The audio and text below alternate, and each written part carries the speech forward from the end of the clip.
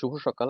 আহ, দেশে এবং দেশের বাইরে যে যেখানে বসে আমাদের এই লাইভ ওয়েবিনার দেখছেন, সবাইকে বিজ ডাটা ইনসাইটের পক্ষ থেকে স্বাগত। আপনারা দেখছেন ইনসাইট টক এপিসোড 3। আর আজ আমাদের আলোচনার মূল বিষয় থাকছে ব্যাংকিং সেক্টর থেকে।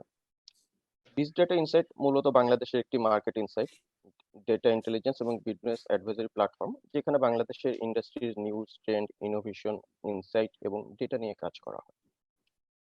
দেশের ব্যবসা বাণিজ্য এবং অর্থনীতির গুরুত্বপূর্ণ বিষয় নিয়ে বিজ ডেটা ইনসাইট নিয়ে নিয়মিতভাবে আয়োজন করে থাকে বিষয়ভিত্তিক টকশো, যেখানে আমরা আলোচনা করি ইন্ডাস্ট্রি ট্রেন্ড নিয়ে, বিজনেসের বিভিন্ন আপডেট নিয়ে, অথবা কোনো ইনোভেশন। এরই ধারাবাহিকতায় আজ আমরা আলোচনা করব সাম্প্রতিক একটি বিষয়, ব্যাংকিং সেক্টরের ডিজিটাল ট্রান্সফরমেশন নিয়ে। আপনাদের সাথে আছে আমি মোহাম্মদ সাদেকুজ্জামান, সহকারী পরিচালক প্রাইসওয়াটারহাউসকুপার বাংলাদেশ, এবং আমার সাথে আছেন তিনজন অত্যন্ত মেধাবী, প্রতিষ্ঠিত এবং সুপ্রশংসিত ব্যক্তিত্ব, যার ব্যক্তিগত কাজের মাধ্যমে তাদের অবস্থান তৈরি করে নিয়েছেন। প্রথমে পরিচয় করে দিতে চাই জনাব M Sabbir Hossain, deputy managing director এবং chief operating officer, BRAC Bank limited.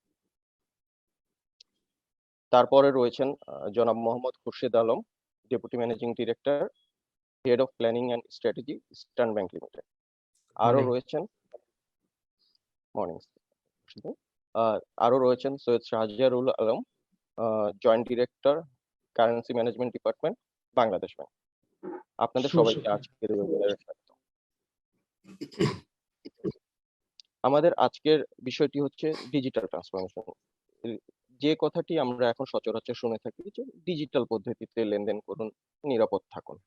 বিভিন্ন ক্ষেত্রে, ব্যাংকিং ক্ষেত্রে আমরা বিভিন্ন টেলিভিশনে এই ধরনের কোন বিজ্ঞাপন দেখি যে এখন বিভিন্নভাবে আমাদের যে ব্যাংকিং সেক্টর যে ট্রান্সফরমেশনটা হয়েছে।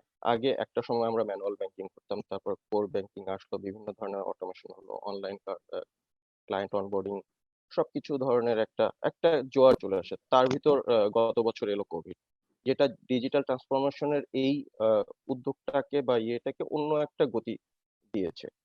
তো সেই সেই ধারাবাহিকতা বা সেই বিষয় থেকে আমরা আমাদের এই আজকের আলোচনার সূত্রপাত করব। আমি প্রথমেই শুরুতে চলে যাচ্ছি আমাদের ডিএমডি সাব্বির ভাইয়ের কাছে। যে সাব্বির ভাই, আমরা আপনার কাছে জানতে চাই হোয়াট ইজ দ্য মানে ডিজিটাল ট্রান্সফরমেশনের নিডটা কোত্থেকে আসছে?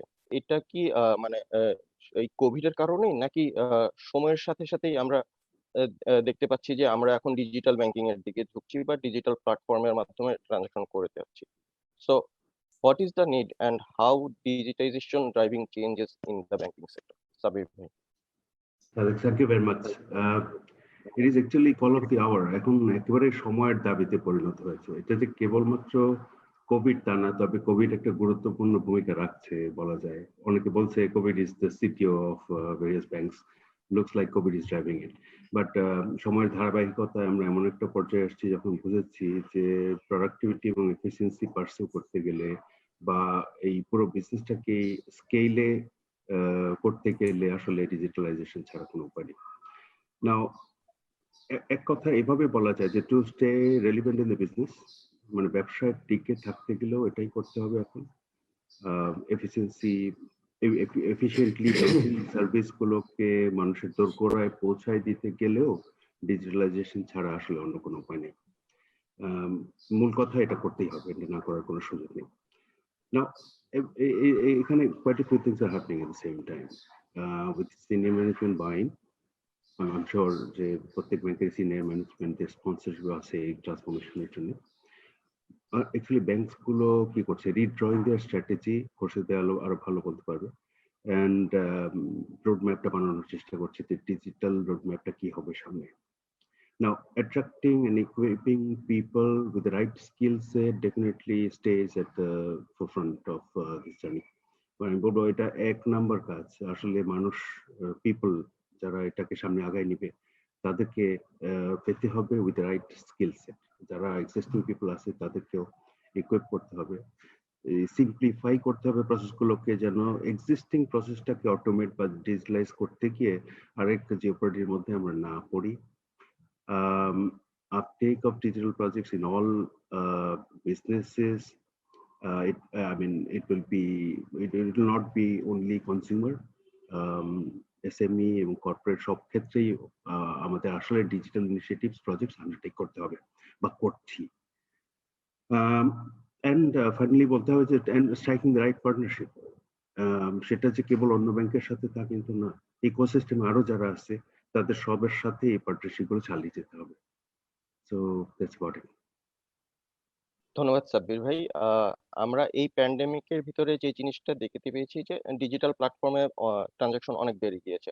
বাংলাদেশ ব্যাংকের ডাটা অনুযায়ী আমরা দেখতে পাই যে দেশে টোটাল ডেবিট কার্ড এবং ক্রেডিট কার্ড হোল্ডারের সংখ্যা প্রায় 2,16,00,000-এর মতো।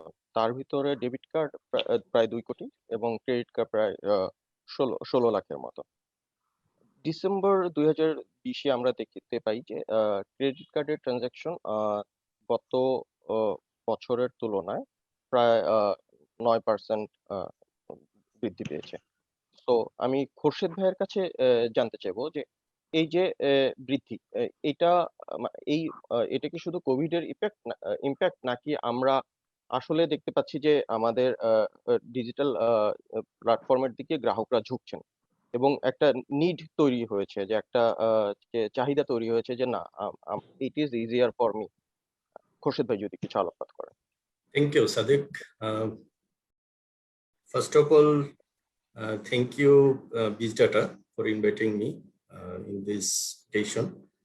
So, আমি একটু ব্যাংকিং সেক্টরের ব্যাকগ্রাউন্ড থেকে একটু ডিজিটালাইজেশনের যদি একটু আলোকপাত করি তাহলে মনে হয় ভালো হয়। যে বাংলাদেশ স্বাধীনতা পরবর্তী সময় আমরা জানি যে 6টা স্টেট ওন ব্যাংক কনভার্ট করে শুরু হয় ব্যাংকিং, এবং স্টেট ব্যাংক অফ পাকিস্তানের যে বাংলাদেশের যে শাখা ছিল সেটাকে সেন্ট্রাল ব্যাংক হিসেবে বাংলাদেশ ব্যাংক হিসেবে কার্যক্রম শুরু করে। দেন পরবর্তীতে কিন্তু সেকেন্ড জেনারেশন অর্থাৎ প্রাইভেটাইজেশনের দিকে গভর্নমেন্ট শুরু করে ব্যাংকিং সেক্টরের একটু এক্সপানশন এবং গণমুখী করা যেত। যে ইনিশিয়ালি আমরা জানি যে যখন স্বাধীনতা পরবর্তী সময়ে যে লোনগুলো দেওয়া হয়েছিল বা যে প্ল্যাটফর্মটা ছিল সেটা কিন্তু অনেকটা আমরা আসলে যে অভিজ্ঞ ব্যাংকার যারা অর্থাৎ মাল্টিন্যাশনাল ব্যাংক যেগুলো ছিল সেগুলোর যারা পাকিস্তানি ছিল বা অন্যান্য দেশের যারা ব্যাংকার ছিল তারা সবাই চলে গিয়েছে, এবং একটা ভঙ্গুর পরিস্থিতিতে কিন্তু বাংলাদেশে ব্যাংকিং সেক্টরের অগ্রযাত্রা শুরু হয়েছে। এবং তখন কিন্তু আমরা জানি যে ওই সময়ে ব্যাংকিং সেক্টরের যে এনপিএল এর পরিমাণ সেটা কিন্তু প্রায় 50%-এর কাছাকাছি ছিল, এবং বেশিরভাগ ক্ষেত্রেই কিছু এগ্রি সেক্টরে ফাইন্যান্সিং ছিল এবং কিছু ছিল আপনার রাজনৈতিক বিবেচনায় কিছু লোন দেওয়া হয়েছিল। দেন পরবর্তীতে second generation, third generation, fourth generation, latest fifth generation bank government যেটা পারমিশন দিল, এখন কিন্তু প্রায় 62 ব্যাংক ইজ ইন অপারেশন, এবং সেই সাথে এফআই আছে প্রায় 37-38টা। সো আমরা যে পটভূমিকা যেটা শুরু করেছিলাম যে প্রথম 20 বছরের যে ইতিহাস, সেইখানে কিন্তু আসলে আমরা জয়েন করেছিলাম 1996-এ। তখন দেখেছি আসলে ম্যানুয়াল ব্যাংকিং কিছু কিছু ব্যাংক যারা একটু মডার্ন কনসেপ্ট যারা অ্যাডপ্ট করেছে, তারা যেটা আপনি বললেন যে কোর ব্যাংকিং সফটওয়্যার অর্থাৎ দেশীয় সফটওয়্যার যেগুলো লিডস, ফ্লোরা, আমরা ইবিএল-এ তখন দেখেছিলাম যে জয়েনিং এর পরে ম্যানুয়াল ব্যাংকিং এর পাশাপাশি পিসি ব্যাংক নামে একটা লোকাল সফটওয়্যার শুরু করতো। সো আমরা গল্পটা এরকম যে কেউ ব্যাংকে জয়েন করলেই যেটা শুনেছে যে সরকারি ব্যাংকে জয়েন করলে যে লাল ভাউচার হচ্ছে ডেবিট আর নীলটা হচ্ছে ক্রেডিট। সো এইটাই শিখাইতো প্রায় 5-6 বছর। এবং আমরা যখন জয়েন করেছি তখন কিন্তু এগুলোই করতাম, কন্ট্রা ভাউচার অর্থাৎ একটা ডেবিট হলে 5টা ক্রেডিট, সব মিলিয়ে ডেবিট এবং ক্রেডিট সমান অ্যাকাউন্টিং এর ভাষায়। এবং প্রত্যেকটা ইন্ডিভিজুয়াল ভাউচার যখন ইন্ডিভিজুয়ালি পোস্টিং দেওয়া হতো সেটার আবার সাবসিডিয়ারি জিএল থেকে একটা স্টেটমেন্ট নিয়ে সেগুলো প্রত্যেকটা আবার ম্যানুয়ালি ক্যালকুলেট করা হতো যে আমার ক্যালকুলেশন ঠিক আছে কি, দেন জিএল এ সেগুলো পোস্টিং দেওয়া হতো। সো এখনকার যারা ব্যাংকার আমরা কিন্তু এই মডার্ন কনসেপ্টে কিন্তু এই যে কন্ট্রা ভাউচার বা একটা ডেবিটের যে ভাইস ভার্সা যে ক্রেডিট কি হচ্ছে এগুলো কিন্তু আমরা জানি না। একটা পোস্টিং হচ্ছে ব্যাক এন্ডে কিন্তু প্রায় 8টা-10টা ট্রানজাকশন হয়ে যাচ্ছে। সো এই ক্ষেত্রে যে আমরা দুইটা ভাগে ভাগ করতে পারি, একটা হচ্ছে ডিজিটাইজেশন আর একটা হচ্ছে ডিজিটালাইজেশন অর্থাৎ ডিজিটাল প্ল্যাটফর্ম আমরা যেটা বলছি। বাট শুরুতে কিন্তু ডিজিটাইজেশনটা জরুরি ছিল, যেখানে সেন্ট্রাল ব্যাংকেরও একটা বড় একটা সাপোর্ট ছিল, কারণ আমি চাইলেই কিন্তু ডিজিটাইজেশন আমি অ্যাডপ্ট করতে পারি না, আনটিল অ্যান্ড আনলেস যদি সেন্ট্রাল ব্যাংক বলে যে তোমার ভাউচার ছাড়া, আমি বলবো যে পেপারলেস ব্যাংকিং। বাট সেন্ট্রাল ব্যাংকে অডিটর এসে বললো যে ভাই ভাউচার দাও, আমি কি অডিট করবো, সাপোর্টিং ডকুমেন্টস দরকার। সো এই জায়গাটাতে কিন্তু প্রথমে অ্যাডপ্ট করেছে ডিজিটাইজেশন। আমি সেই ব্যাকগ্রাউন্ডে ইবিএল এর আমার মনে আছে তখন যে আমরা যখন পিসি ব্যাংকের থেকে যখন ফ্লেক্স কিউব একটা ইন্টারন্যাশনাল সফটওয়্যারের দিকে যখন যাওয়া হয় 2001-2 এর দিকে, তখন কিন্তু ultimately Mohammad Sattar sir managing director ছিলেন। ওনার কথা ছিল যে পেপারলেস ব্যাংকিং এবং সেই সাথে ইনোভেশন। সো এই ইনোভেশন গুলা কিন্তু উইথ অ্যাডাপটিভ উইথ ডিজিটাইজেশন, যে আমি একটা ডিজিটাইজেশনের দিকে যাচ্ছি, সেই সাথে পেপারলেস এর কথা বলছি, যেটা আদৌ সম্ভব কিনা। সো পরবর্তীতে কিন্তু আলটিমেটলি সেটা সম্ভব হয়েছে। 2004 সালে EBL first visa electron debit card issue করে, দেন ইন্টারনেট ব্যাংকিং প্রাইভেট সেক্টর ব্যাংকের মধ্যে ফার্স্ট ইবিএল ইন্টারনেট ব্যাংকিং চালু করে। সো তখন আমার মনে আছে যে রেডিও লিঙ্ক, ওই যে এখন যেরকম কি বলে যে টেলকো গুলার বিভিন্ন বিল্ডিং এর উপরে যে টাওয়ার বসে, ইবিএল তখন প্রত্যেকটা ব্রাঞ্চের উপরে কিন্তু ওরকম টাওয়ার ছিল, রেডিও লিঙ্ক। আমরা ইসের ওই কি বলে যে টেলিফোনের মাধ্যমে মডেম ইউজ করে তখন ইন্টারনেট ইউজ করতাম, ইমেল ইউজ করতাম। সো সেই যুগ থেকে কিন্তু এখন যদি আমরা এগুলো গল্পের মতোই শোনাচ্ছি, আমরা আসলে যে ডিজিটালাইজেশনের কথা বলতেছি বা ডিজিটাল প্ল্যাটফর্মের কথা বলছি, যে এইটা কোভিডের জন্য যে সেটা না, বাট কোভিড আমাদের আরো দিক উন্মোচন করে দিয়েছে, অনেক আমাদের চোখ কান আরো খোলা করে দিয়েছে। কারণ যে আজকের যে প্ল্যাটফর্ম, আজকে আমরা যে ভার্চুয়াল মিটিং করছি, একটা সময় কিন্তু এইটাও আমরা হয়তো বা সিস্টেমে ছিল, বাট আমরা কিন্তু সেটা ইউজ করতাম না, but necessity knows the law. So আমরা যখন দেখেছি যে আসলে আমাদের পিঠ দেয়ালে ঠেকে গিয়েছে, আমরা ওয়ার্ক ফ্রম হোম করব, বাট মিটিংও করতে হবে, সো কিভাবে করা যায়, তখনই কিন্তু আলটিমেটলি সবাই সার্চ ইঞ্জিন শুরু করেছে যে আসলে কিসের মাধ্যমে করা যায়। ঠিক একই ধারাবাহিকতায় আসলে গত বছর থেকে যেটা হয়েছে, সাদেক ঠিকই বলেছেন যে আমাদের যে ট্রানজাকশন, ডিজিটাল প্ল্যাটফর্মে ট্রানজাকশন কিন্তু অনেক বেড়ে গেছে। এবং সেইটা আমরা যদি ই কমার্সের দিকে তাকাই, প্রায় 600 আপনার ওয়েবসাইট এবং প্রায় 6000 ই কমার্সের আপনার ফেসবুক পেজ আছে, যেখানে প্রায় 1.5 বিলিয়নের মতো ট্রানজাকশন হয়েছে গত বছর। এই বছর এক্সপেক্ট করতেছে 2 বিলিয়ন এবং নেক্সট ইয়ারে হয়তো বা 3 বিলিয়নে এটা রিচ করবে। বাট বাংলাদেশে এখনো কিন্তু এই যে ই কমার্সের যে ট্রানজাকশন মেথোডোলজি, সেটা কিন্তু এখনো আস্থার জায়গাটা এখনো ঘাটতি আছে। বাট আমার মনে হয় যে এইভাবে আমরা এক্সারসাইজ করতেছি, আস্তে আস্তে এই ডিজিটাল প্ল্যাটফর্ম সবার কাছেই একটা সময় ছিল যে নেসেসিটি, আর পরবর্তীতে সেটা আমার কাছে আরেকটা এক্সাম্পল মনে হচ্ছে যে হানিফ সংকেত ইত্যাদিতে দেখিয়েছিল যে মোবাইল কাজের বুয়া, তারপরে মাছের ব্যবসায়ীরা মোবাইল ইউজ করছে, তখন আমাদের কাছে হাস্যকর মনে হয়েছে যে এটাও কি সম্ভব। আলটিমেটলি সেটার চাইতে কিন্তু এখনো আরো কিন্তু রিচ হয়েছে, যে শুধু কাজের বুয়া না, কাজের বুয়ার যে ছেলে তার কাছেও আছে, কাজের বুয়ার মেয়ের কাছেও আছে। So each and everybody is holding the mobile, কি বলবো যে মোবাইল ফোন। এবং সেই সাথে আমরা এই ডিজিটাল প্ল্যাটফর্মের সাথে যে মোবাইল ব্যাংকিং যে সংযুক্তি হয়েছে, এখন কিন্তু আসলে আমরা ঘরে বসে যে ট্রানজাকশন করতে পারি। আগে একটা সময় ছিল যে অনেকটা যে আমি হয়তোবা একটা ডিভাইস আছে, আমি চেষ্টা করি দেখি, বাট ব্যাংকে কিন্তু যেত। বাট আলটিমেটলি এই কোভিডের সময় যেটা আমরা হয়েছে যে আমরা অভ্যস্ত হয়ে গেছি যে না, ব্যাংকে আর যাবই না।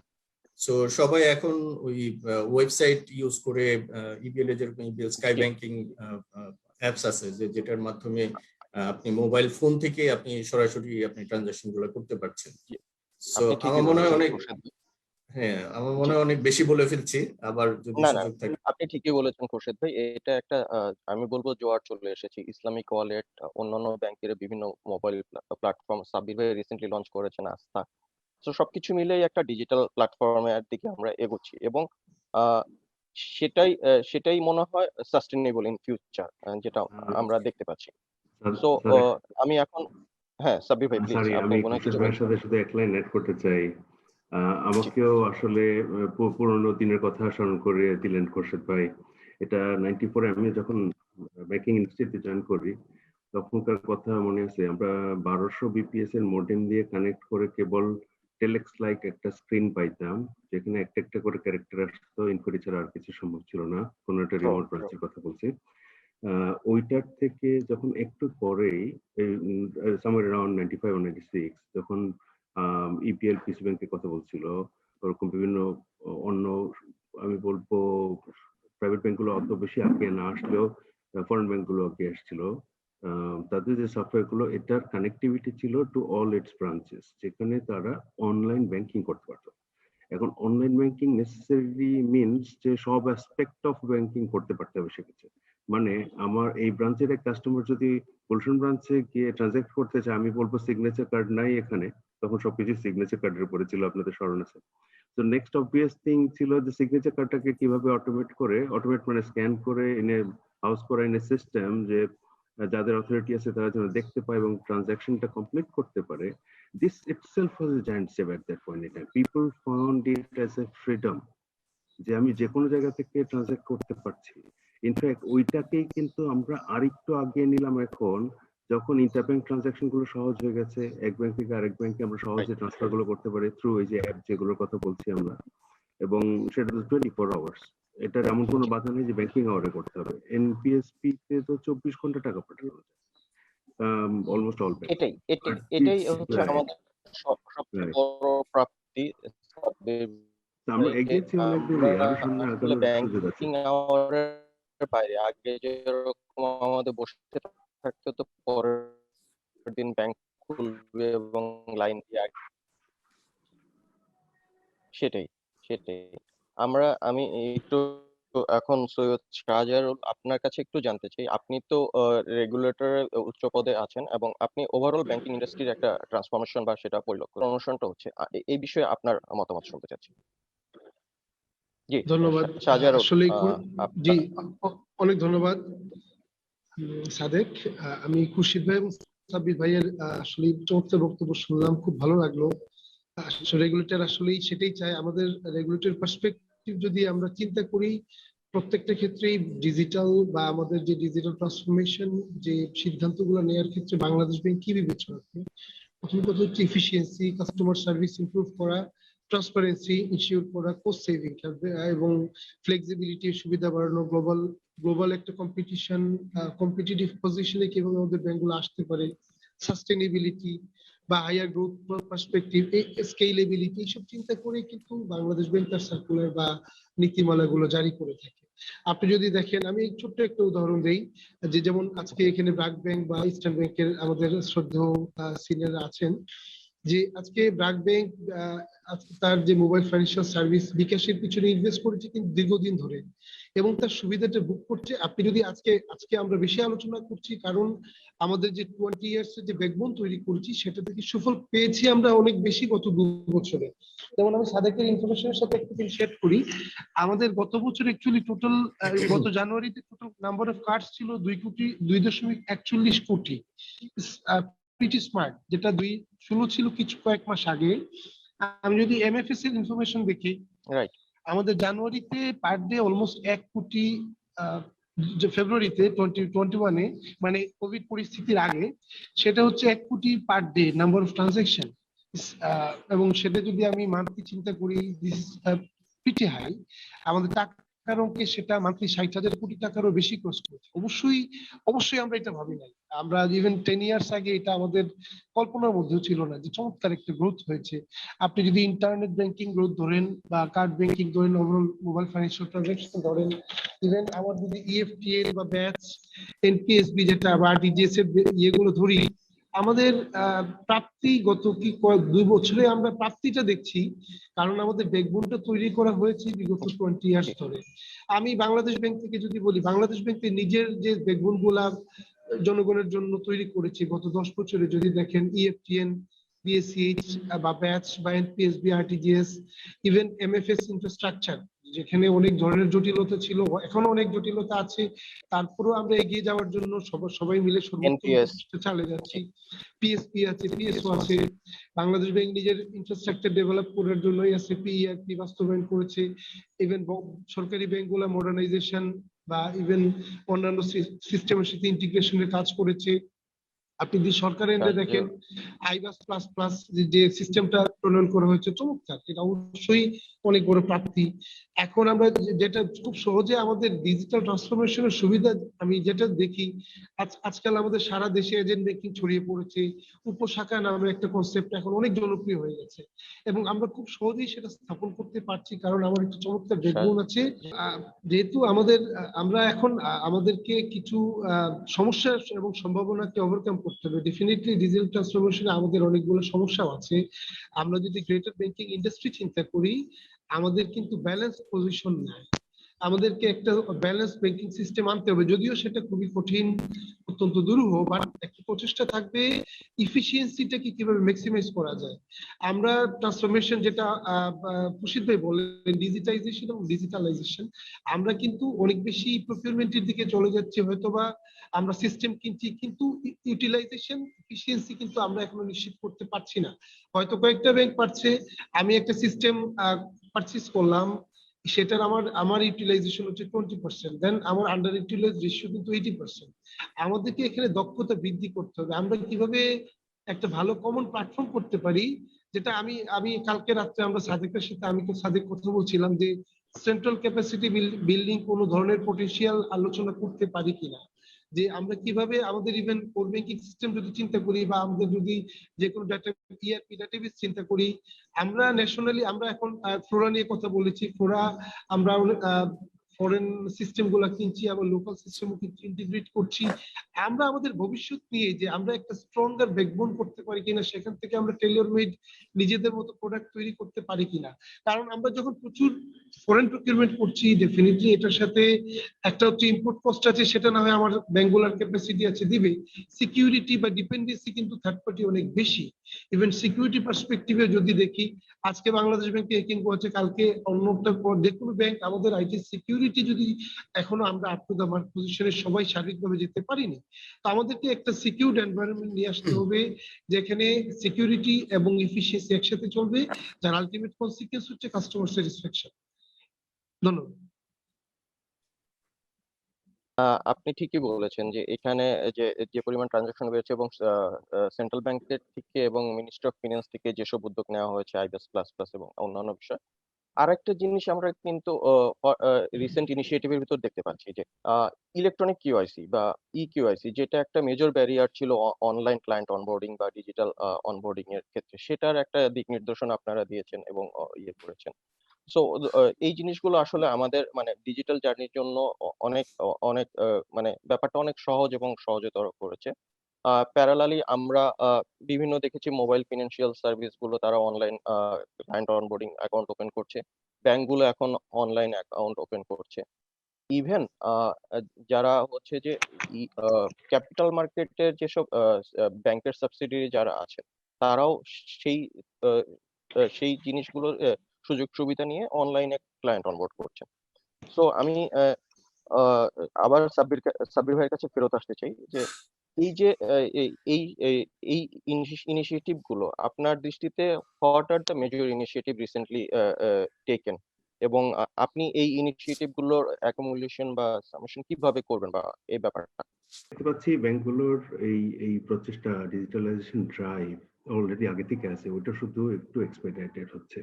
কোন দিক থেকে? কাস্টমার সেন্ট্রিসিটি পয়েন্ট অফ ভিউ থেকে, যেন কাস্টমারকে আরো বেশি হায়ার দেওয়া যায়।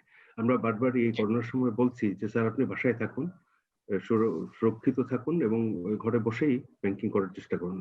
এটা বলতে গেলে তো সাথে সাথে সেক্ষেত্রে সুবিধাটা পৌঁছাতে হবে, আই মিন অ্যাপটা পৌঁছাতে হবে, অথবা ইন্টারনেট ব্যাংকিং প্ল্যাটফর্মটা দিতে হবে। তো এটা যার যা কিছু ছিল গত বছরের শুরুর দিকের কথা যদি বলি, প্রথম চেষ্টা ছিল ওটাকে ব্রাশ আপ করে স্টেবিলাইজ করে স্কেলে নিয়ে যাওয়ার জন্য ব্যবস্থা করা। মানে স্কেল বলতে বোঝাচ্ছি আরো অনেক কাস্টমারকে এই সুবিধাটা পৌঁছাতে হবে।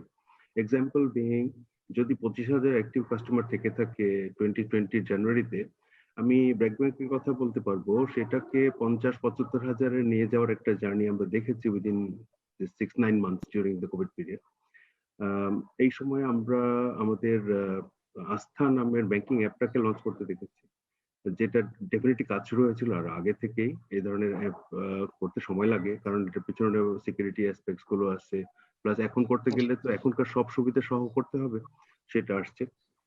অন টপ অফ দ্যাট আমাদের ব্যাংকের ইন্টারনালি যা কিছু প্রসেস গুলো আছে ওগুলোকে যদি আমরা রিভিউ করে ডিজিটালাইজেশনের জন্য রেডি না করতে পারি, তাহলে এক্সিস্টিং প্রসেসটাকে তো হুবহু ওইভাবে অটোমেটও করা যাবে না, বলাও যাবে না যে এটা ডিজিটালাইজেশন হয়েছে। তখন এমনটা হবে যে ওই মোটর দিয়ে ঢেকির সাথে বাঁধা, ঢেকি দিয়ে ধান বানছে এবং মনে হচ্ছে এটাই বুঝি অটোমেশন। এরকমটা আমাদের এক জায়গায় ছিল যে আমাদের বাচ্চাদেরকে ঢেকি শেখানোর জন্য অনেকগুলো ঢেকি রাখা আছে, শুধু মহিলারা ঢেকিটা ব্যবহার করছে না, ওটা একটা মোটরাইজড ওয়েতে চলছে। তো ওই অটোমেশন যেন না হয় সেটার চেষ্টা ব্যাংকিং সিস্টেম গুলোকে আগে থেকে প্রসেস পয়েন্ট অফ ভিউ থেকে দেখে নেওয়া, এগুলো হচ্ছে। এর এর বাইরে আমি বোঝার চেষ্টা করেছি যে আর কি কি শেখা যায় from the external world or from the actors in the market. এই অ্যাক্টরস ইন দ্য মার্কেট বলতে অন্যান্য ব্যাংকও বোঝায়, আমাদের ইকোসিস্টেমের আদার পার্টনার্সদেরকেও আমি বাদ দিব না কোনোভাবে। আমি ভেন্ডরদের কথা বলছি যারা সলিউশন গুলো অলরেডি বিভিন্ন জায়গায় বিভিন্ন দেশে ইমপ্লিমেন্ট করেছে, ওরা আমাদেরকে এসে বলছে এই সময়ে এটা এটা করা সম্ভব, এবং আমরা ওই বেস্ট প্র্যাকটিসটা মাইগ্রেট করার সুযোগ খুঁজছি। এগুলো সবই হচ্ছে রেগুলেটরদের, ইনফ্যাক্ট স্পেশালি বাংলাদেশ ব্যাংকের সাথে আমাদের ফ্রিকুয়েন্ট ইন্টারাকশন হচ্ছে। আশ্চর্য খুরশিদ ভাইয়েরও একই এক্সপিরিয়েন্স হবে, and they are really so open. তারা they give us very good কি বলে এর টাইম, এবং আমাদের ডিমান্ড গুলোকে সুন্দর করে অ্যানালাইজ করে যতটুকু সম্ভব তারা অ্যাকোমোডেট করে দেয়, দেরি করে না। ইনফ্যাক্ট তার থেকে আমি বলবো আমরাই বরঞ্চ ইমপ্লিমেন্ট করতে দেরি করে একটা রেগুলেশন আসলে পরে। ইকেওয়াইসি এর কথাই বলি, এটা ডিসেম্বরে হয়ে যাওয়ার কথা ছিল, অনেক ব্যাংকের এখনো হয়তো শেষ হয়নি। ইনফ্যাক্ট ডিসেম্বর হয়তো টাফ টাইমলাইন ছিল ডিউরিং কোভিড, বাট বলছি যে গতিতে এখন চেঞ্জেস আসছে ফ্রম দ্য রেগুলেটর, ও গতির সাথে আমরাও কোপ আপ করতে অনেক ক্ষেত্রে পারছি না। This is on a positive note যে ওটা কোনো ক্ষেত্রেই কোনো বাধা না, এন্ড দে অফেন কোলাবোরেট। সময়ের সুযোগ পেলেই আমাদেরকে ডেকে পেলে আমরা চলে যাই, আলাপচারিতা করছি। So it's happening, it's all happening. Right, thank you Sabbir ভাই। খুরশিদ ভাই, আপনার কাছে জানতে চাইবো যে what are the other major initiative আমরা নিতে পারি এই যে ডিজিটালাইজেশন জার্নির জন্য এবং ফার্দার সামনে এগোনোর জন্য আর কি কি ইনিশিয়েটিভ নেওয়া যেতে পারে বলে আপনি মনে করেন? Thank you Sadek. আসলে ব্যাংকার, প্রাইভেট কমার্শিয়াল ব্যাংক কিন্তু সবাই R&D এর মতো ডিপার্টমেন্ট আছে, রিসার্চ ডেভেলপমেন্ট সেন্টার ডিপার্টমেন্ট, সবাই চেষ্টা করে এবং সবারই চোখ কান খোলা রেখে চেষ্টা করে যে আমি কেন ইনোভেশনে পিছিয়ে থাকবো। আমি যদি ইবিএল এর কথা যদি বলি, যে ইবিএল সাব্বির ভাই যেটা বললেন যে আমার এক্সিস্টিং প্ল্যাটফর্ম যেটা ছিল সেটাকে আরো ব্রাশ আপ করে আরো কিভাবে আরো স্মুদার করা যায়, আরো কাস্টমারের ইউজার ফ্রেন্ডলি করা যায়, তো সেই জায়গাগুলো সব ব্যাংকই কাজ করছে। ইবিএল যেরকম স্কাই ব্যাংকিং অ্যাপ ছিল সেটা ভিসা প্ল্যাটফর্মের সাথে ইন্টিগ্রেশন করে পেমেন্ট টেকনোলজিটাকে আরো ইউজার ফ্রেন্ডলি করে দিয়েছে। দেন ইবিএল দিয়া যেটা সোশ্যাল মিডিয়া ব্যাংকিং চ্যাটবট একটা চালু করেছে, যেটা কল সেন্টারের কিন্তু প্রেসার অনেক গুণে কমিয়ে দিয়েছে। আপনি ইবিএল দেওয়ার মাধ্যমে যদি আপনি সে অ্যাকাউন্ট ব্যালেন্স চেক করতে চান অথবা বিভিন্ন কার্ডের ইনফরমেশন দিতে চান, এই চ্যাটবটের মাধ্যমে কিন্তু সম্ভব। এটা সার্চ ইঞ্জিন হিসেবে কাজ করছে। দেন ইবিএল এটিএম কিন্তু যেটা বাংলাদেশে পিসিআই ডিএসএস কমপ্লায়েন্ট, ইবিএল এর সবগুলো এটিএম। দেন সিআরএম মেশিন বসানো হয়েছে যেখানে কাস্টমাররা ইজিলি তাদের ক্যাশ ডিপোজিট করতে পারে। Drop box is there. So ই কমার্সে কিন্তু ইবিএল এর স্কাইপে, যেটা স্কাইপের মাধ্যমে কিন্তু যা ই কমার্সে যে ট্রানজাকশন হচ্ছে, আপনি সত্যি এটা আনন্দের ব্যাপার যে ইবিএল স্কাইপের মাধ্যমে প্রায় 70% ট্রানজাকশন কিন্তু এন্টায়ার ব্যাংকিং সেক্টর যে ই কমার্স ট্রানজাকশন হচ্ছে তার 70% কিন্তু ইবিএল এর স্কাইপের মাধ্যমে হচ্ছে।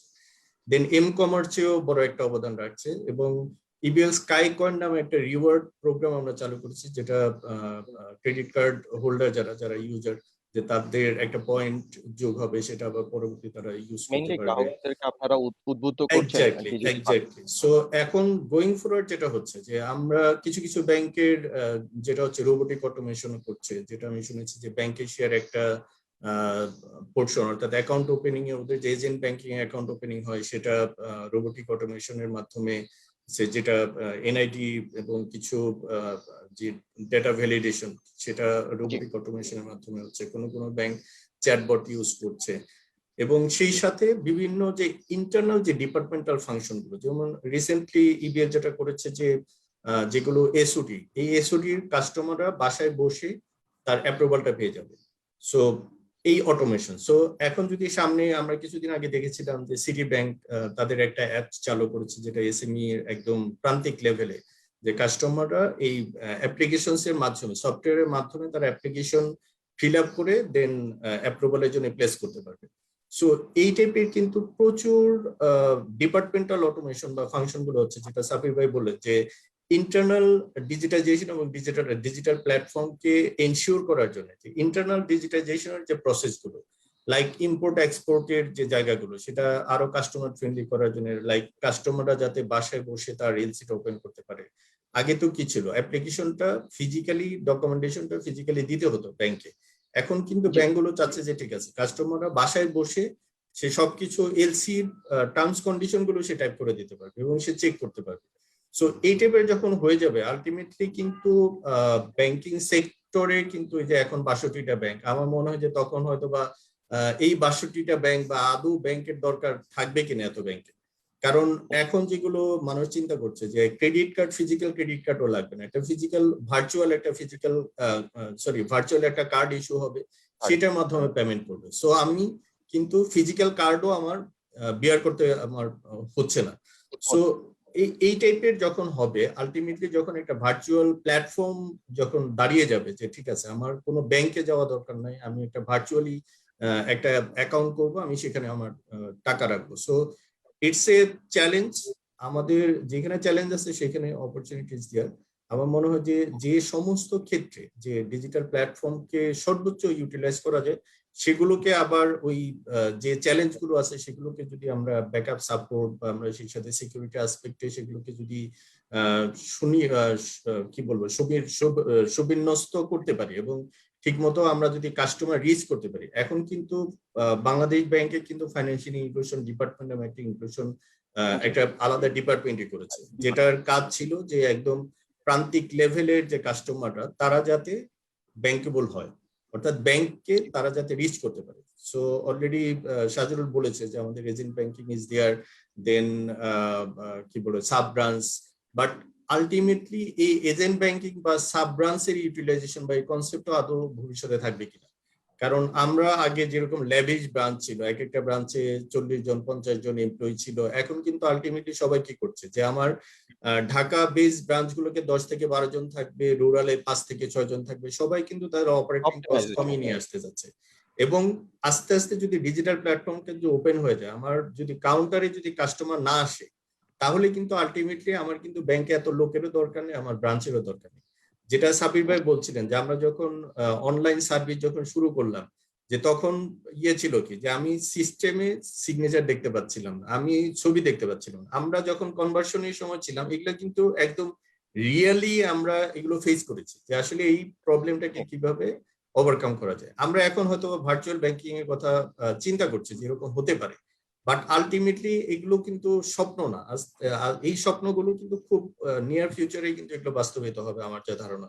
এবং এই কোভিড এর সময় আমরা দেখেছি যে এই ভার্চুয়াল ব্যাংকিং অর্থাৎ মোবাইল অ্যাপস এর মাধ্যমে বা এটিএম কার্ডের মাধ্যমে যে ট্রানজাকশন গুলো হচ্ছে, জনপ্রিয়তা পাচ্ছে। আলটিমেটলি কি কাস্টমারের প্রথমে যে অ্যাওয়ারনেস দরকার, তার মধ্যে একটা কনফিডেন্স দরকার যে আমি যে পেমেন্টটা করছি, আমি যে ডিপোজিটটা করছি, সেটা ঠিক মতো ডিপোজিট হচ্ছে কিনা, আমার পেমেন্টটা ঠিক মতো যাচ্ছে কিনা। এই যে আরটিজিএস কনসেপ্টটা, যে আমি আরটিজিএস এর মাধ্যমে যে টাকাটা যাচ্ছে এট এ টাইম আরেকটা ব্যাংক রিসিভ করছে, একটা সময় কিন্তু স্বপ্নের মতোই ছিল। আমরা আগে কি করতাম, আমরা আউটওয়ার্ড ক্লিয়ারিং এ পাঠাইতাম একটা চেক, 15-20 দিন লাগতো, দেন সেটা কালেক্ট করতে, আমরা পে অর্ডার করতাম, আমরা ডিমান্ড ড্রাফট করতাম। এখন কিন্তু এই বিএফটিএন আসার পরে, আরটিজিএস আসার পরে এগুলো কিন্তু একদম মুশকিল আসার আমার মতে। মানে আগের যে ব্যাংকিংটা আমার কাছে, ওগুলো যখন আমি যখন এগুলো বলতে চাবো, এখনকার ব্যাংকাররা কিন্তু ওগুলো স্বপ্নের মতো মনে হয়, কি বলে, তাই না?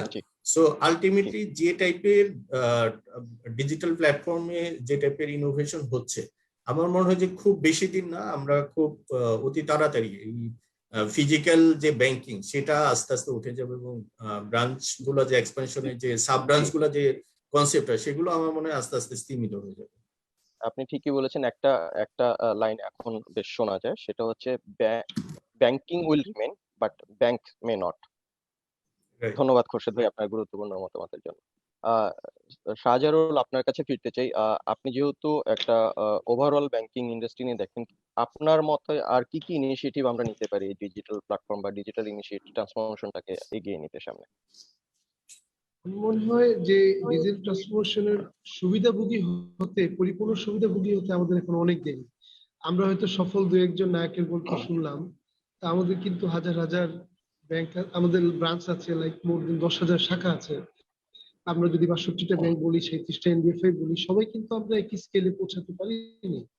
আমরা হয়তো অটোমেশনে গিয়েছি, কিন্তু এটা সুফল এখন ভোগ করতে পারিনি। তো আমাদেরকে এটা শুধু ইবিএল এর গ্রাহকরা আর সিটি ব্যাংকের গ্রাহকরা যদি সুবিধাভোগী হয়, তাহলে কিন্তু সার্বিকভাবে আমরা বলতে পারি না যে সবাই সুবিধাভোগী। সবাই যদি ইবিএল এর শাখা অ্যাকাউন্ট খুলতে চায়, সেটা ইবিএল ক্যাপাসিটি কতটুকু অ্যাকোমোডেট করতে হবে, সেটা একটা বিষয়। So আমাদেরকে একটা ব্যালেন্স গ্রোথের ফর্মুলা চিন্তা করতে হবে, কিভাবে কতটুকু ইন্ডাস্ট্রিকে এগিয়ে নেওয়া যায়। অবশ্যই আমরা চমৎকার একটা অবস্থানে এসেছি পূর্বের থেকে। আমার মনে হয় যে এখন সার্বিকভাবে, যেহেতু আমাদের ব্যাংকার্স অ্যাসোসিয়েশন আছে, যে আমাদের সার্বিক সমস্যাগুলো কি কি। আর আলটিমেটলি কিন্তু আমরা যদি স্যাচুরেশনে, ডেফিনেটলি আমাদের এখন অনেক দূর যেতে হবে। এখনো কাভারেজ কিন্তু আমরা যদি, যেটা আমাদের সাব্বির ভাই বললেন যে 25,000 থেকে 75,000, 25,000 ছিল একেবারে ইনসিগনিফিকেন্ট, 75,000 কিন্তু মডারেট। আমরা যদি একটা আমাদের এক্সপেক্টেড মানে মডার্ন ব্যাংক বলি, সেক্ষেত্রে কিন্তু ওনার ব্যাংকের সাইজ অনুযায়ী সেটা হয়তো কয়েক লক্ষ হতে পারে, number of client. I mean digital client বা ইন্টারনেট ব্যাংকিং ক্লায়েন্ট বা ওভারঅল যারা মানে মিনিমাম শাখায় এসে ব্যাংকিং করে। তো এই ধরনের আমাদের ক্লায়েন্ট, আগ্রহী ক্লায়েন্ট অনেক আছে, কিন্তু একটা বিষয় হচ্ছে সাহসের বিষয় আছে, কষ্টের বিষয় আছে, প্লাস কিছু লার্নিং এরও বিষয় আছে। এখানে টু ওয়ে একটা কমিউনিকেশন দরকার। ব্যাংকারকে বোঝাতে হবে যে this is not a very expensive product. আবার কাস্টমারকে বুঝতে হবে, যেটা খুরশিদ ভাই বললেন, আস্থার জায়গাটা, যে ব্যাংকে মানুষ কি চায়। মানুষ আস্থার সাথে, আমি তো সাদেকের কাছে টাকা রেখে যাব না, কিন্তু ইস্টার ব্যাংকের কাছে টাকা রেখে যাচ্ছি, because this is matter of trust. ওই যে জায়গাটা আমাদেরকে ধরে রাখতে হবে। আমার কাছে মনে হয় যে আমার একটা ব্যক্তিগত চিন্তা, সেটা হচ্ছে স্মার্ট কার্ড ইন্টিগ্রেশন, যেটা ইউরোপিয়ান ইউনিয়নে আছে। আমাদের যদি স্মার্ট কার্ডের মধ্যে যদি অল ইনফরমেশন যদি চলে আসে, সেটা হয়তো চলে আসবে। আমরা অনেক দূর এগিয়েছি।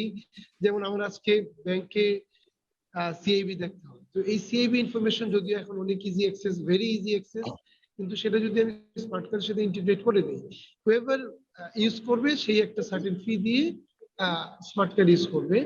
আমার যদি অল ইনফরমেশন যদি ইন্টিগ্রেশন হয়ে যায়, তাহলে যেমন ব্যাংকারের সুবিধা হবে, তেমন নিরাপত্তা বাহিনীর সুবিধা হবে, তেমন প্রত্যেকটা ইউনিভার্সিটি বলেন, আজকে কাস্টমস বলেন, ইমিগ্রেশন বলেন, সবারই কিন্তু এই যে এত ভেরিফিকেশন লাগবে না। তাতে আমার মনিটরিং কস্ট অনেক কমে আসবে। ব্যাংকগুলোর ক্ষেত্রে যদি দেখি, ধরেন আমি একজন আমি লোন গ্রহীতা, তো আমি আমার ব্যাংকে কত টাকা জমা হলো, ব্যাংকের ম্যানেজার সাহেব চাইলেই কিন্তু দেখতে পারেন, সাবজেক্ট টু উনি কিছু ফি দিবেন। কিন্তু তখন আমি যদি ফান্ড ডাইভার্ট করতে চাই বা অন্য কিছু করতে চাই, সেটা কিন্তু আমার জন্য অনেকটা ডিফিকাল্ট হয়ে যাবে। তখন ব্যাংকের সত্যি হেল্প কথা। যদি বলি, ডেফিনেটলি প্রভিশনিং, টাইম সেভিং, মানে বিভিন্ন মাল্টিপল বেনিফিট এনপিএল। চলে আসবে। আমার মনে হয় এটা আমাদের এখন ভাবার সময় আসছে। আমি বিশ্বাস করি, আমরা আজকে এনপিএসবি বা যেটা বললেন, আমরাই 15 দিন ক্লিয়ারিং পেয়েছি। এখন ক্লিয়ারিং মানে সেম ডে ক্লিয়ারিং, সকালে ইভেন 10টার সময় 11টার সময় দিলে আমার টাকা চলে আসে। এটা হয়তো 10 বছর আগে আমরা কল্পনা করি। তো সত্যি ইনশাআল্লাহ কথা। এটা খুব দ্রুতই হয়ে যাবে। তারপরে আমাদের জি। সামগ্রিক একটা প্রস্তাবনা, আমাদের চিন্তা যেটা দরকার, যে আমাদেরকে সবকিছুর উদ্দেশ্যে কিন্তু কাস্টমার স্যাটিসফ্যাকশন। সো এইটাকে টার্গেট করেই আগাতে হবে। আমি যদি ভেরি মাচ যদি প্রথমেই আমার প্রফিট মোটিভ চলে আসে, সেটা সাস্টেনেবল হবে না। সো সার্ভিস দিয়েই আমাকে প্রফিট কনসিকুয়েন্সে আসতে হবে। আমি যেটা মনে করি, জি। প্রত্যেক ব্যাংকের জন্যই আমার যদি ব্যাকবোন থাকে, সার্ভিস ইন্টেনশন থাকে, profit is a automatic natural phenomena. এটার জন্য আমাকে দৌড়াতে হবে না, প্রফিট আমার কাছে আসবে। ঠিকই বাট বলেছেন। আমরা যেটা ঠিকই করছি, বলেছেন। কিছু কিছু বিক্ষিপ্ত কম্পিটিশন হচ্ছে, যেটা যে প্রফিট ফার্স্ট, এটা যেটা হচ্ছে কাস্টমারের ডিজিটাইজেশনের একটা ভীতি চলে আসছে।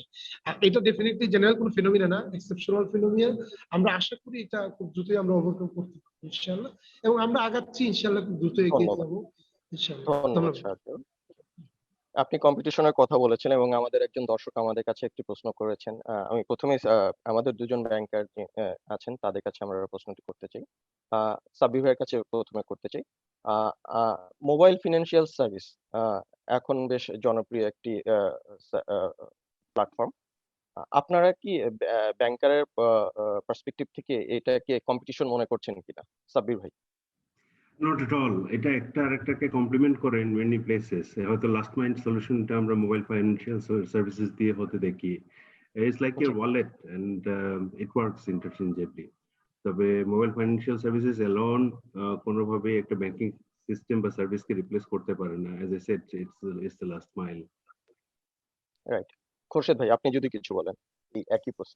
এইটা আসলে সাব্বির ভাই ঠিকই বলেছেন যে মোবাইল ফাইন্যান্সিয়াল সার্ভিস আসলে বেসিক্যালি একটা পেমেন্ট সলিউশন, যে আমি আমার পেমেন্ট এক জায়গা থেকে আরেক জায়গায় দিচ্ছি বা এক জায়গা থেকে আরেক জায়গায় আমি রাখছি। বাট ব্যাংকিং বলতে যা বোঝায়, ব্যাংকিং তো not only payment solution. Banking as a whole যদি আমরা চিন্তা করি, আমরা এটা এক্সপ্লেন করার বিষয় না, আমরা জানি সবাই যে ব্যাংকিং পরিধি কিন্তু অনেক। আমরা ইম্পোর্ট এক্সপোর্ট থেকে শুরু করে অর্থাৎ প্রতিটা জায়গায় কিন্তু যেটা ব্যাংক যে সাপোর্টটা দিচ্ছে সেটা কিন্তু মোবাইল ফাইন্যান্সিয়াল সার্ভিস আসলে সম্ভব না। বাট এই মোবাইল ফাইন্যান্সিয়াল সার্ভিসের মাধ্যমে যখন ব্যাংকিং প্ল্যাটফর্মটাকে একটা ইন্টিগ্রেট করে আরো হয়তো বা একটা উন্নত পর্যায়ে যদি নিয়ে যাওয়া যায়, লাইক আমরা যদি মোবাইল ফাইন্যান্সিয়াল সার্ভিসের মাধ্যমে যদি সে লাইক ক্রেডিট স্কোর কার্ড মডেলের সাথে ইন্টিগ্রেট করে, যেটা লোন ডিসবার্স করতে পারি। সাজারুল যেটা বললো যে আমরা একটা কমন একটা প্ল্যাটফর্ম, এই কমন প্ল্যাটফর্মের মাধ্যমে সেটা সবাই যদি ইউজ করতে পারে, যেটা ইন্টারঅপারেবল ডিজিটাল পেমেন্ট প্ল্যাটফর্ম, যেটা কিছুদিন আগে আমাদের কি বলে আইসিটি মিনিস্টার যেটা ইয়ে করলেন, যে সবগুলো কে অ্যাপ্লিকেশন প্রসেসিং ইন্টারফেসের মাধ্যমে এপিআই এর মাধ্যমে যখন একটা সংযুক্তি হবে, তখন কিন্তু আলটিমেটলি ওই ইন্ডিভিজুয়াল ব্যাংকগুলো কিন্তু এত সাফার করতে হবে না। অর্থাৎ আমি আমার মতো করে একটা প্ল্যাটফর্ম বানালাম, আরেকজনের মতো করে প্ল্যাটফর্ম বানালো, তো সেটা কিন্তু যেরকম কস্টলি, এবং সেই সাথে কিন্তু আমি যখন আরেকজনের এটিএম ইউজ করতে পারবো না, যে প্রবলেম একটা সময় ছিল কিন্তু যে আমি আরেক ব্যাংকের এটিএম ইউজ করতে পারবো না। বাট সমস্যা কোথায়, আমি যদি আমারটা যদি আমি অন্যকে ইউজ করতে দেই, আমি যদি আমার কাস্টমার যদি অন্য যেটা ইউজ করতে পারে, তাহলে কি আমার কিন্তু এই হাটে মাঠে ঘাটে যে এটিএম যে ব্যবস্থা, এটিএম ইনস্টলেশনের যে খরচ, সেটা কিন্তু কমে যাবে। কাজে একটা কমন প্ল্যাটফর্মের মাধ্যমে আমরা যদি সবাই এই সুযোগগুলো যদি কাস্টমারের যদি ওপেন করে দিই, ফাইন্যান্সিয়াল ইনক্লুশন প্রোগ্রামের যে আমরা যেগুলো আর কি, যে কাস্টমাররা যাতে অ্যাওয়ার হয়, অর্থাৎ আমি কোন সেবাটা কিসের জন্য পাবো সেটাই কিন্তু কাস্টমাররা এখনো জানে না।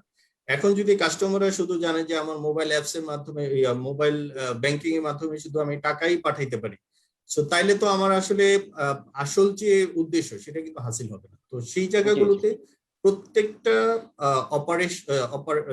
অপারেটরের কাছ থেকে, অর্থাৎ ব্যাংক এবং সেই সাথে অপারেটর সবাই মিলে আসলে কাস্টমার অ্যাওয়ারনেস বিল্ডিং করা দরকার, যে তোমার এটার মাধ্যমে তুমি এই ফ্যাসিলিটি গুলো অ্যাভেল করতে পারো এবং ঘরে বসেই পারো, এবং খুব কি বলবো যে স্বস্তির মাধ্যমেই তুমি সেই সেবাটা পেতে পারো।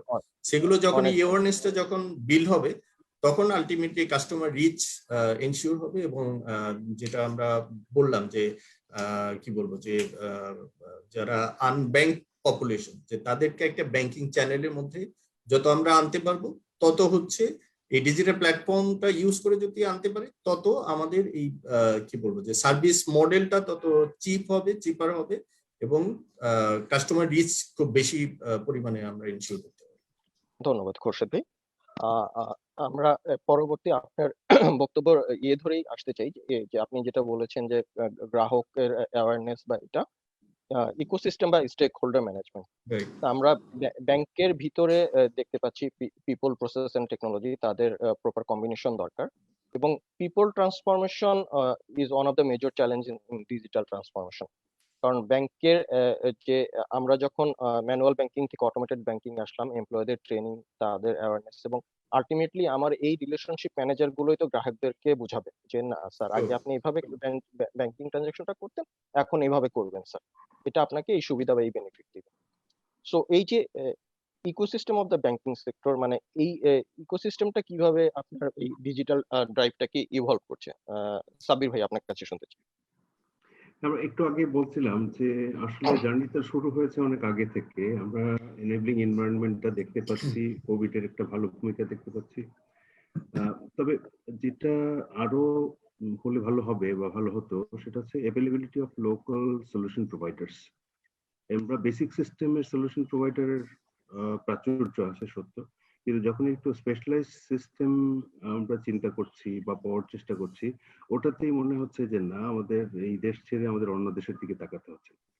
অফেন এই চেষ্টাও করা হচ্ছে যে আসলে লোকাল ক্যাপাবিলিটি তৈরি না হলে তো পরে support will be an issue, বা রাইট, এই মার্কেট ডেভেলপড হবে না। এক্সপেন্সিভ। আমরা সেই চেষ্টা করছি যে লোকাল পার্টনার একজন থাকতে হবে, তাকে সাফিসিয়েন্টলি ট্রেন করতে হবে যেন ডে টু ডে সাপোর্টের জন্য অন্য কোথাও না যেতে হয়।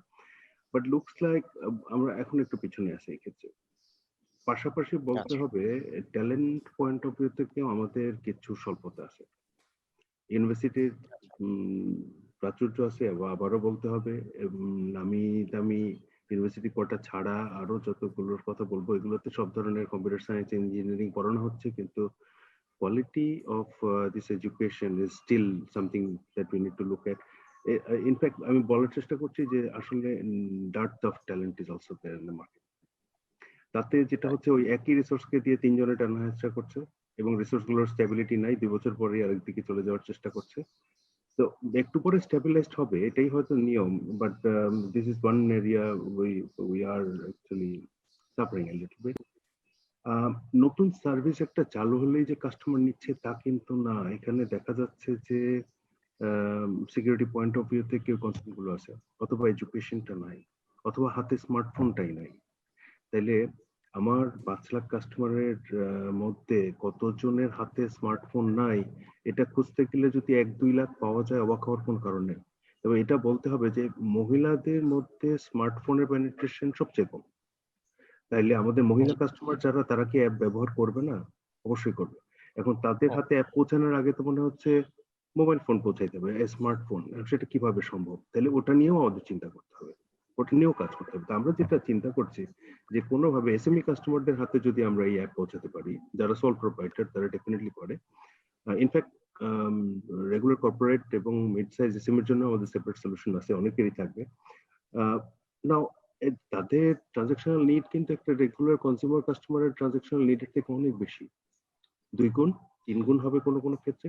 এখন এই ভদ্রলোকের যদি এসএমই বিজনেস থেকে থাকে কিন্তু তার এখনো স্মার্টফোনের অভ্যাসে না এসে থাকে, আমাদের তো সুযোগ খুঁজতে হবে যে কোনো সার্ভিসের অংশ হিসেবে তার সাথে যখন আমাদের ইন্টারাকশন হবে, যখন যেন আমরা এনেবল করতে পারি কোনোভাবে ওই first step of giving them A pad or smartphone in this way or the আদার।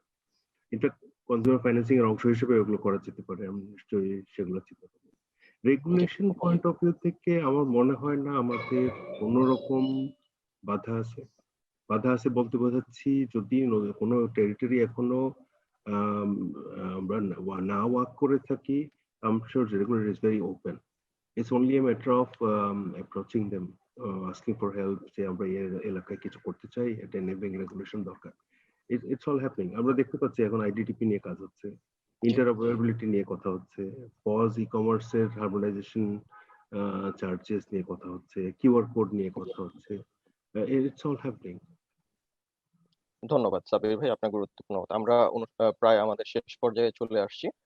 একই মানে ইকোসিস্টেম নিয়ে খুরশেদ ভাই, আপনি যদি সাবির ভাইয়ের সাথে কিছু অ্যাড করতে চান। ইকোসিস্টেম বলতে আসলে আমরা ইকোসিস্টেমের সাথে কিছু চ্যালেঞ্জও আসলে আমরা যদি জি উত্থাপন জি, করি, আমি তাহলে চ্যালেঞ্জ আমাদের নিয়ে কিছু ইকোসিস্টেম শুনতে গুলো চাচ্ছি আপনার কাছে। আসলে একটা পরিষ্কার ধারণা পাওয়া যায়। যেমন আইসিটি ইনফ্রাস্ট্রাকচারটা আসলে সাবির ভাই যেটা বললেন যে আমাদের কোর ব্যাংকিং সফটওয়্যার সোফার বাংলাদেশে কয়েকটা কোম্পানি প্রোভাইড করছে, আর বাকিগুলো কিন্তু সবই আমরা বাইরের সফটওয়্যার ইউজ করছি। সো এখানে যে থার্ড পার্টি ডিপেন্ডেন্সি এবং কি বলবো যে ডাটা লিকেজের যে একটা সম্ভাবনা, তো সেগুলো কিন্তু থেকেই যায় এবং একটা ডিপেন্ডেন্সি কিন্তু চরম আকারে। আমরা যে কোনো জায়গায় আটকে গেলে তখন থার্ড পার্টি ভেন্ডরের কাছে ওরা পার ম্যান আওয়ার ডলার হিসাব করতে হয়। সো এই জায়গাটাতে যদি একটা কমন একটা আইসিটি ইনফ্রাস্ট্রাকচার যদি করা যায়, যেটা বাংলাদেশ ব্যাংক এর আগে কিন্তু সাজেস্ট করেছিল যে সবাইকে লোকাল ভেন্ডরের কাছ থেকে ইয়েটা সফটওয়্যার প্রকিউর করতে হবে। দেন সাবির ভাই আরেকটা জিনিস বললেন যে স্কিল ডেভেলপমেন্ট, যে বুয়েটে যে শিক্ষাগুলো দেওয়া হয়, সো এবং পাশাপাশি যে আমরা যে রিক্রুটমেন্ট গুলো যেগুলো করছি, যে তাদের সবাই যে আইটি ব্যাকগ্রাউন্ড হতে হবে তা না, কিন্তু যখন রিক্রুটমেন্ট হচ্ছে যে তাদেরকে ঠিকমতো প্রফেশনাল যে তাদের স্কিল ডেভেলপমেন্টের জন্য বিভিন্ন যে প্রফেশনাল কোর্স গুলো সেগুলো আসলে অফার করা উচিত এবং সেগুলো প্রত্যেকটা ব্যাংক থেকে আসলে ইনিশিয়েটিভটা নেওয়া উচিত। দেন সিকিউরিটি আসপেক্টে একটা বড় একটা চ্যালেঞ্জ তো রয়ে গেছে। যেমন আমরা যদি দেখি যে এই যে আমরা বিএফটিএন বা কি বলবো যে আরটিজিএস এর কথা বললাম, গত বৃহস্পতিবার থেকে কিন্তু ট্রানজাকশন বন্ধ, স্টিল টুডে বোধহয় এটা এখনো অপারেটিভ করতে পারেনি। সো এইটা বিটিসিএল এর সাথে যে ডিপেন্ডেন্সি, অর্থাৎ যে কারণেই যে ডিসরাপশন গুলো হচ্ছে, যে এই ডিসরাপশন ম্যানেজমেন্টটা আসলে খুব কি বলবো যে আমার সেকেন্ড একটা দরকার, যে ব্যাকআপ সাপোর্ট দরকার, যে আমার একটা যদি কাজ না করে ইমিডিয়েটলি আরেকটা যাতে আমার সেটা ব্যাকআপ সাপোর্ট লাইভে চলে যায়। দেন আমরা এখন 4th জেনারেশন ফায়ারওয়াল ইউজ করছি, তারপরেও কিন্তু আমাদের স্কিমিং হচ্ছে আপনার গুলাতে, আপনার কি বলে এটিএম গুলো কিন্তু এখনো থার্ড পার্টি যে সফটওয়্যার, সেখানে কিন্তু ডিপেন্ডেন্সি এখনো চরম।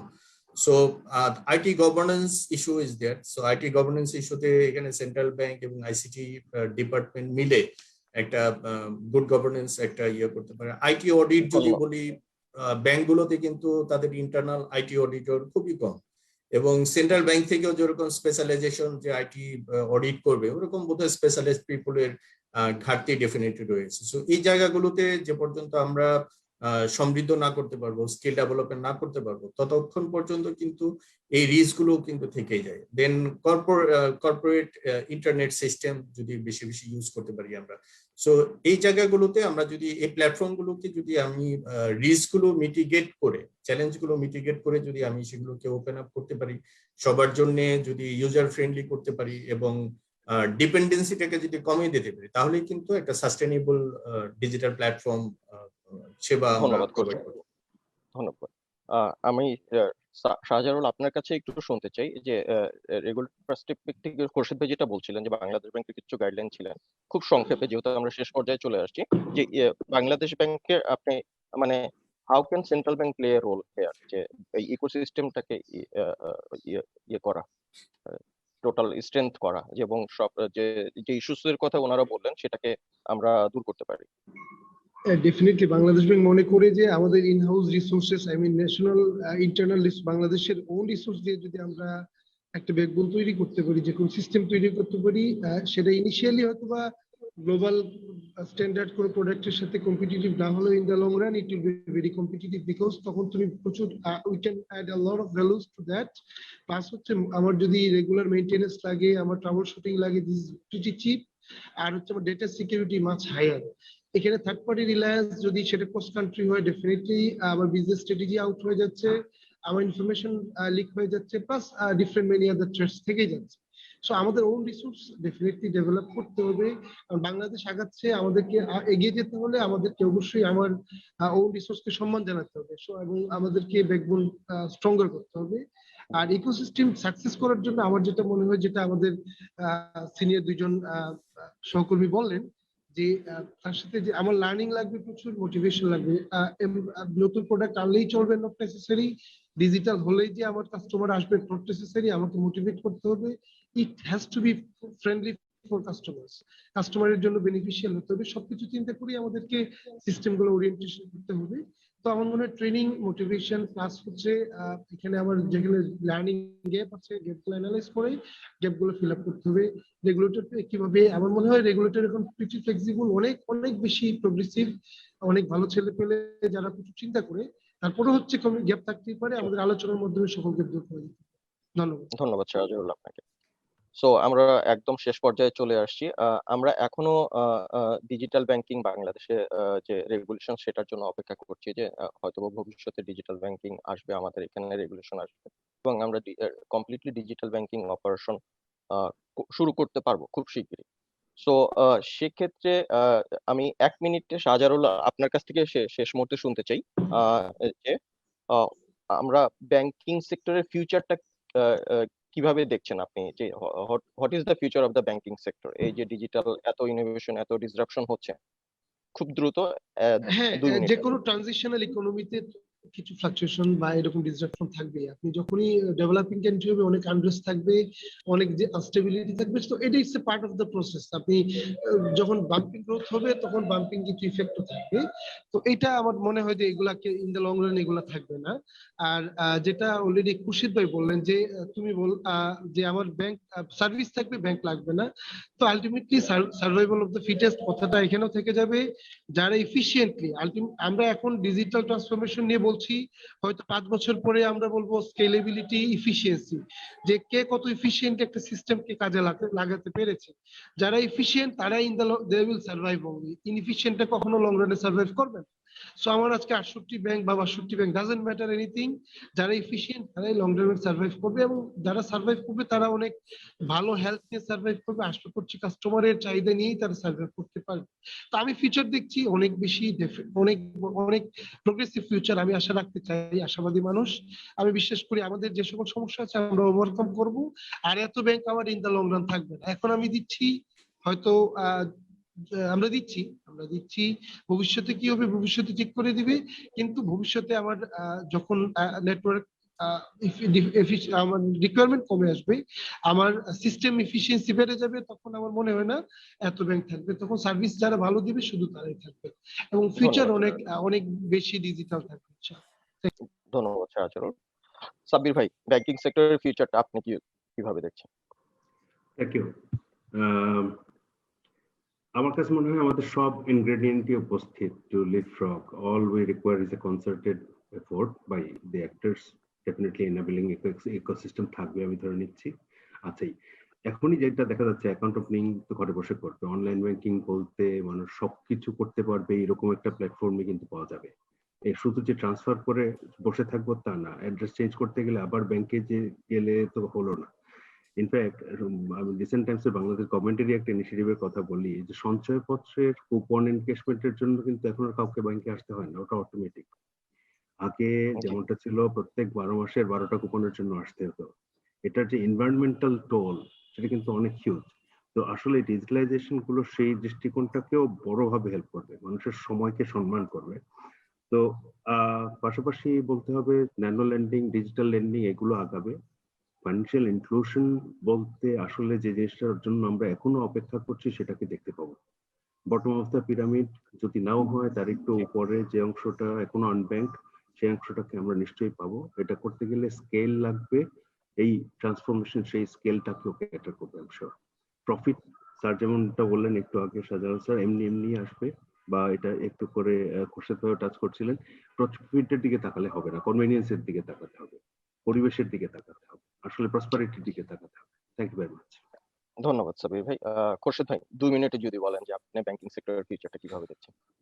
ইনোভেশনের তো কোনো শেষ নেই, এবং জি। ইনোভেশনের কোনো বিকল্পও নেই। সো আমরা প্রতিনিয়ত ইনোভেটিভনেসটা কন্টিনিউয়েশন থাকতে হবে প্রতিটা সেগমেন্টে, প্রতিটা ডিপার্টমেন্টে, প্রতিটা প্রসেস রিইঞ্জিনিয়ারিং বলি বা ইনোভেশন বলি। এই জায়গাগুলোতে যত প্রসেস অটোমেশন করা যাবে, আমরা রোবোটিক অটোমেশন বলি বা ম্যানুয়াল অটোমেশন বলি, সেগুলোকে যখন আমরা অটোমেটেড করতে পারবো তখন সেগুলো কাস্টমারদের জন্য যেরকম ইউজার ফ্রেন্ডলি হতে হবে, এবং সেই সাথে আবার কাস্টমারদের আবার অ্যাওয়ারনেসও করতে হবে। সো কাস্টমার, আমি একটা অটোমেশন করলাম, কাস্টমারদের অ্যাওয়ার করতে পারলাম না, কাস্টমাররা সেই সেবাটা পেতে কি বলবো যে ঠিকমতো পেতে পারলো না। তো তার জন্য কাস্টমারদের অ্যাওয়ারনেস প্রোগ্রাম বেশি বেশি দরকার প্রত্যেকটা লেভেল থেকেই, এবং সেই সাথে কাস্টমাররা যাতে সিকিউরিটি যাতে ইনশিওর থাকে, সেই জায়গাটা আমি অটোমেশন করলাম, বাট সেই জায়গাটাতে আবার সিকিউরিটিতে যাতে কোনো ধরনের কম্প্রোমাইজ না হয়। পাশাপাশি থার্ড পার্টি ডিপেন্ডেন্সি যতটা কমানো যায়, আমি যেটা বললাম যে আমাদের ইকোসিস্টেম দাঁড় করাতে হলে থার্ড পার্টি ডিপেন্ডেন্সি যতটা কমানো যায়, আমরা যদি সেই পার্সপেক্টিভ থেকে আমরা অগ্রসর হই, ডিজিটাল প্ল্যাটফর্মটাকে যদি আমরা ঠিকমতো একদম রুট লেভেল পর্যন্ত, অর্থাৎ একদম আনব্যাংক পিপলের কাছে যাতে পৌঁছে দিতে পারি, সেটা যদি এনশিওর করা যায়, তাহলে ফাইন্যান্সিয়াল ইনক্লুশন যেরকম এনশিওর করতে পারবো, এবং সেই সাথে সেবাটাও আমরা একদম গ্রাসরুট লেভেল পর্যন্ত। ধন্যবাদ খোরশেদ ভাই আপনাকে, ধন্যবাদ। সো দর্শক যে যেখানে আছেন আমাদের ওয়েবিনার দেখছেন, আমরা পৌঁছে গেছি একদম শেষ প্রান্তে। বেশ কিছু জিনিস আমাদের এই আলোচনায় উঠে এসেছে, যে থার্ড পার্টি ডিপেন্ডেন্সি কমানো, নিজস্ব ইনোভেশন এবং যে গাইডলাইন গুলো আমরা দেখেছি। এখানে এখানে একটা জিনিস আমরা বলে রাখতে পারি যে আমাদের ব্যাংকিং সেক্টরে কিন্তু প্রচুর ইনভেস্ট হচ্ছে ডিজিটাল ইনোভেশনের জন্য বা সবকিছু সিস্টেম আপগ্রেডের জন্য। এবং এটা কিন্তু আমরা বলতে পারি যে it's a part of our digital Bangladesh journey. মানে সরকার থেকে যেভাবে আমাদের সবাইকে অনুপ্রাণিত করা হচ্ছে ডিজিটাল প্ল্যাটফর্ম ইউজ করার জন্য এবং করার জন্য। এবং আমরা একটা রিপোর্ট রিসেন্টলি দেখেছি, 24th গ্লোবাল সিইও সার্ভে, পিডব্লিউসি এই রিপোর্টটি করে থাকে গ্লোবালি এবং পাবলিক ডোমেইনে রিপোর্টটা অ্যাভেলেবল। সেখানে দেখেছি যে মোস্ট অফ দ্য সিইও, মোর দেন 50% বেশি সিইও তারা মনে করেন যে ডিজিটাল ট্রান্সফরমেশনের জন্য তাদের আরো বেশি ইনভেস্ট করা উচিত। সো সেই প্রেক্ষিতে বাংলাদেশেও আমরা দেখছি যে আমরা আজকে দুজন ব্যাংকারের সাথে কথা বললাম, তারাও স্বীকার করলেন যে তারা ইনোভেশনের যথেষ্ট ইনভেস্ট করছেন এবং নতুন নতুন সার্ভিস, নতুন নতুন সলিউশন আমাদের গ্রাহকের জন্য নিয়ে আসছেন। একজন রেগুলেটরের যুগ্ম পরিচালকের কাছ থেকে শুনলাম, তারাও সেখানে আমাদের বিভিন্ন দিক নির্দেশনা দিয়ে আমাদের ডিজিটাল জার্নিটাকে সামনে এগিয়ে নিয়ে যাচ্ছেন। ধন্যবাদ সবাইকে। আবারও নতুন কোনো বিষয় নিয়ে দেখা হবে বিজডাটা ইনসাইটের প্ল্যাটফর্মে। সে পর্যন্ত আপনারা ভালো থাকুন, সুস্থ থাকুন। ধন্যবাদ সবাইকে। ধন্যবাদ খোরশেদ ভাই। ধন্যবাদ। Sadek. Thank you very much. Thank you. ধন্যবাদ শাহজাহান, Welcome. সবাইকে ধন্যবাদ।